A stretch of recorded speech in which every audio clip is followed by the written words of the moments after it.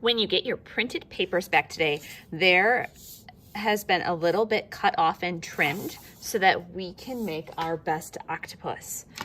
Octopus is a symmetrical shape, so I'm going to turn my paper so it's a little bit longer, and I am going to fold it in half the long way. I kind of call this the hot dog way. Then from this folded crease, I'm going to cut a little bit off the corner up here, so kind of a rounded shape, and then I'm going to cut a little bit of a shape off this side, more of like a half circle. So you're going to draw in pencil first, and then you're going to raise your hand so a grown-up can check that you have drawn it correctly. So if we have our paper folded on this side and we round that corner off and we cut a little bit off the side, when we open it up, we should have that octopus shape.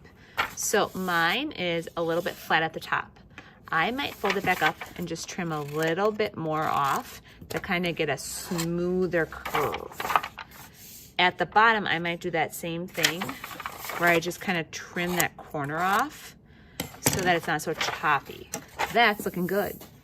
While you're finished with that, your table is going to get some of those bright colored papers that you stamped on, and you have to find 8 because an octopus has 8 legs. So I'm going to count by twos. 2, 4, 6. I have 8. I am going to take a couple at a time. So a couple could be 2. For this part, you could even do 3 or 4. What I'm going to do is I am going to line them up so they're all nice together. And I'm going to take one of those big pencils and I am going to roll these strips around the pencil, not all the way, but about half. So I'm pinching up here and rolling. And what that's going to do when I let go is it's going to have curved those tentacles a little bit. So I was able to do 4 at a time. If you want to try 4, you can. If you want to try maybe just 2. All right, they're all lined up in a nice bunch. And now I'm going to curl and I'm turning that pencil. And as I'm doing that, I'm kind of pinching a little bit so that it stays nice and tight and it's not all big and bunchy. So you want to do that about halfway up. And when you let go, your octopus will have some nice tentacles that have a curl. Before I do any gluing, I'm actually going to cut those eyes out too. So if we want to get 2 of something, we're going to fold it in half. And I'm going to cut my biggest, best round shape. If you want to draw that shape on first, you could. I have 2 white eyes, and then we need the black pupil part. I'm going to fold this in half. This one will be smaller, so it fits in the inside. And now I'm ready to do all my gluing. Everything has been cut out. So I'm going to flip my big octopus shape over. And on the back side, I'm going to do 8 dots of glue. So if I do my math, I probably want to fit 4 on this side and 4 more on this side.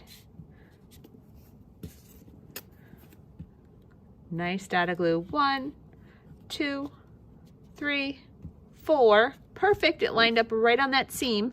And now I know this side needs to get 4 more. 8 dots of glue for my 8 octopus tentacles. All right, now I can just push these in. If you want to try to do a pattern, you could.